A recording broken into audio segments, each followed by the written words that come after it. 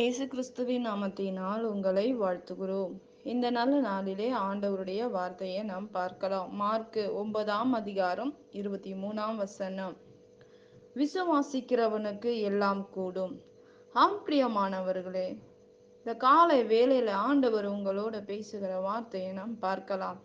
இன்றைக்கு நம்முடைய வாழ்க்கையில் விசுவாசம் நமக்கு ரொம்ப முக்கியமான ஒரு காரியமா இருக்கிறது.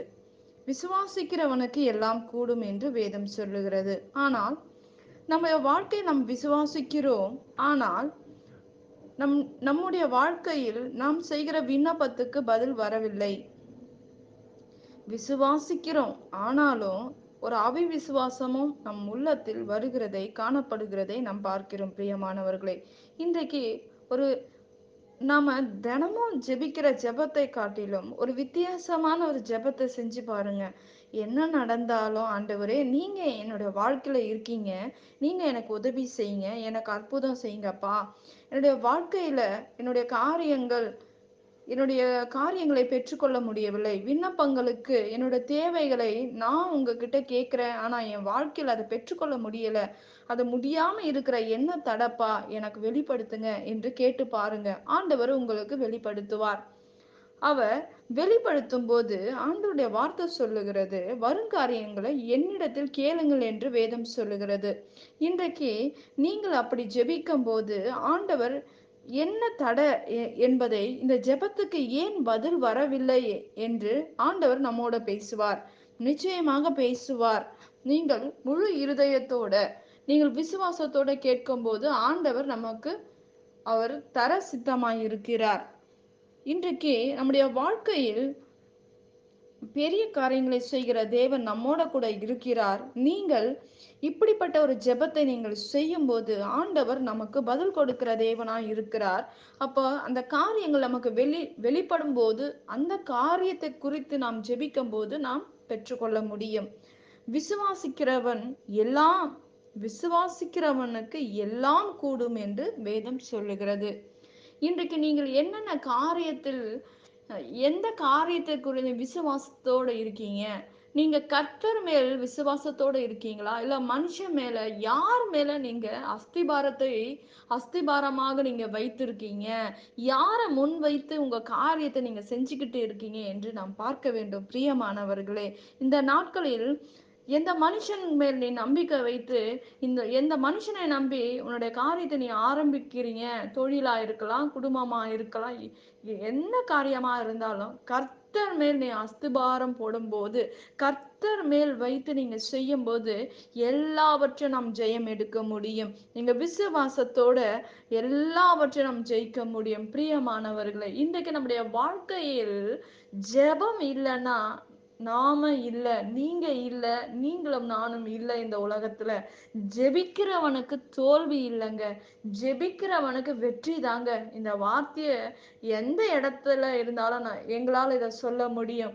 ஜெபம் உங்க வாழ்க்கையில இல்லைன்னா பொல்லாத பலவீனம் வரும், போராட்டம் வரும், தொல்லைகள் வரும், சமாதானம் இருக்காது. நீங்க ஒவ்வொரு நாளும் அஸ்திபாரத்தை தேவன் மேல் நீங்க போடும்போது, தேவனை வைத்து நீங்க செய்யும் போது ஆண்டவர் நம்முடைய வாழ்க்கையில் எல்லாவற்றையும் வாய்க்க பண்ணுகிறவராய் இருக்கிறார். பிரியமானவர்களே, கொஞ்சமா இருந்தாலும் ஒரு நிம்மதியான ஒரு வாழ்க்கையை நம்ம வாழ முடியும். பிரியமானவர்களே, இன்றைக்கு பணத்தின் மேல் ஒரு அஸ்திபாரத்தை போட்டு வைத்து பணத்தை நோக்கி ஓடுகிறார்கள், பதவியை நோக்கி ஓடுகிறாங்க, ஒரு மனுஷனை நோக்கி ஓடுறாங்க. இந்த மனுஷன் இல்லைன்னா நான் இல்லை என்று சொல்றாங்க. ஆனா அது அல்ல, தேவன் மேல் நீ அஸ்திபாரத்தை யார் மேல நீங்க போட்டு இருக்கீங்க, யார் மேல நீங்க நம்பி ஓடுறீங்க? ஏசப்பா மேல நம்பி ஓடுங்க. ஏசப்பா ஒரு நாள் உங்களை ஏமாற்றுகிற தேவன் அல்ல, உங்க கைவிடுகிற தேவன் அல்ல. தேவனால் எல்லாம் கூடும், கூடாதவைகள் ஒன்றுமில்லை. விசுவாசிக்கிறவனுக்கு எல்லாம் கூடும். இன்றைக்கு உங்கள் வாழ்க்கையில் நீங்க விசுவாசிக்கிறீங்க, ஆனா ஒரு சந்தேகம் உங்களுக்குள்ளாக வந்து விடுகிறது. சந்தேகம் வந்தால் நீங்கள் விசுவாசிக்கிறது அர்த்தமில்லை. நீங்க விசுவாசிக்கிறவனுக்கு எல்லாம் கூடும் என்று ஆண்டவர் சொல்றாரு. ஆனா பிசாசானவன் ஒரு அவிவிசுவாசம் நமக்குள்ளாக வரும்போது, இந்த காரியம் நடக்காது, நடக்குமா?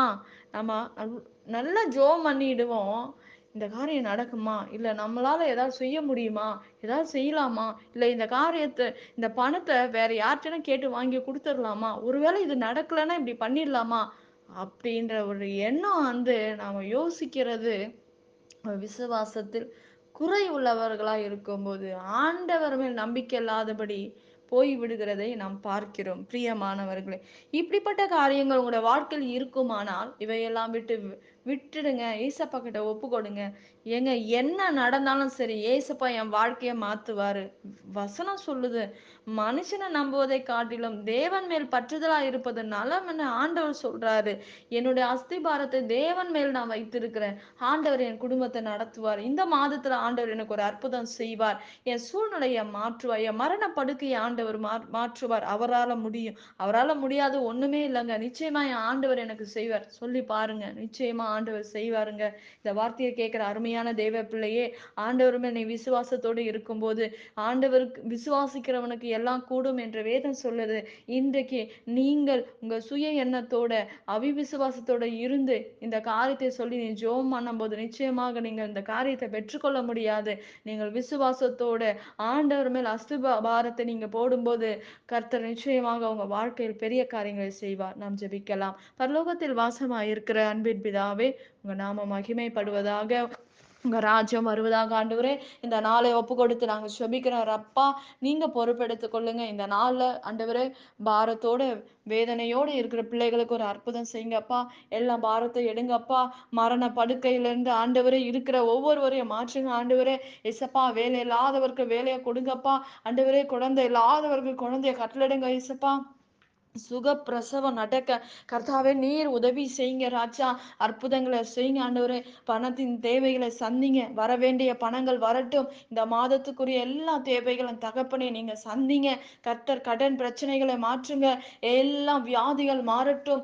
சமாதானம் இல்லாதபடி இருக்கிற குடும்ப வாழ்க்கையில ஏசப்பா உங்க கரம் கடந்து போகட்டும்பா. பிரிந்து வாழ்கிறவர்கள் இணையட்டும்பா. ஆண்டவரே, இந்த நாள்ல சுவாமி எல்லா பிரச்சனையிலிருந்து விடுதலை தாங்கப்பா. இந்த கேஸ் பிரச்சனைகளிலிருந்து விடுதலை தாங்கப்பா. ஆண்டவரே, நீதி செய்வீராக தகப்பனே. இயேசுப்பா, நீர் அற்புதம் செய்யும்படி நாங்கள் ஜெபிக்கிறோம் ஆண்டவரே.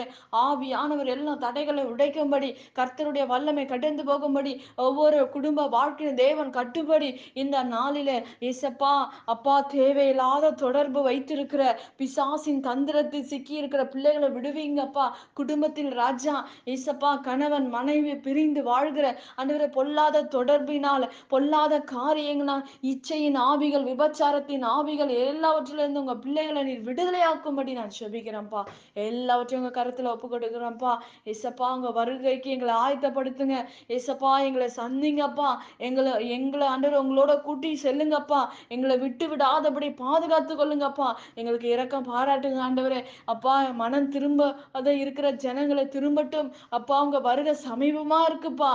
இந்த நாள்ல ஒப்பு கொடுத்து நாங்க ஜெபிக்கிறோம் ஆண்டவரே. எல்லாவற்றையும் உங்க கருத்துல ஒப்பு கொடுக்கிறோம்ப்பா.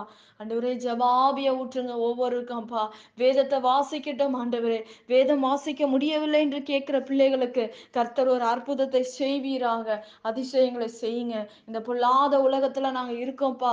எல்லாவற்றுக்கும் விலக்கி எங்களை பாதுகாத்து கொள்ளுங்க, வழி நடத்துங்க. இயேசுவின் நாமத்தில் வேண்டுகிறோம் எங்க ஜீவனுள்ள நல்ல பிதாவே. ஆமேன். கர்த்தர் தாமே உங்களை ஆசீர்வதிப்பாராக. ஆமேன்.